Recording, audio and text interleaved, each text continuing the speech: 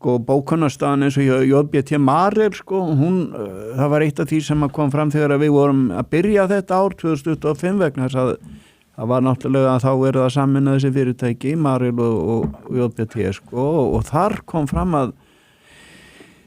þar var bókunarstaðan eitt af því sem var til þess svona að menn höfðu miklu bjarsýni, það var ríkt í bjarsýni og meðal hluthafa hjá JBT Marel í upphafs meðal annars vegna þess að bókunarstaðan hafði verið var svo sterk. En það er gott að nefni þetta félag vegna þess að ég fekk nú hérna þeir félag okkar Helgi Vívill hjá IFS reytum hérna sem alltaf Helgi Vívill Júlíusson sem sendi mér hérna nýja greiningu þeirra á Marel eða til þess að gera á JBT Marel var nú enn að segja Marel jú. Og það kemur ákveðlega inn á akkurat það sem ég var að segja áðan Bandaríkin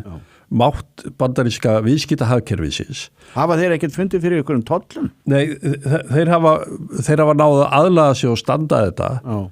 félagið og það sem meira sko að það er meiri samlegð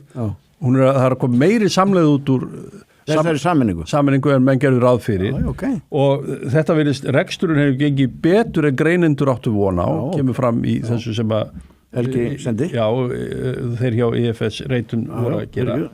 og sko og það er meiri samleið og það sem meira sko þeir hafa greitt hratt niður skuldir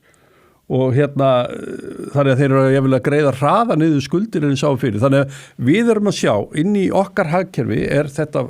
frábæra flotta fyrirtæki er þess virði að horfa svolítið á JBT ég held að vegna þess að við erum með íslenskráð félag með þessa sterku bandarísku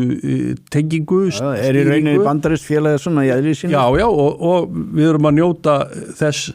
við erum að fá kennslustund í því hvernig bandaríkjumenn reka fyrirtæki það er bara svoleiðis ég held að það sé svolítið leksía dagsins eina mörgum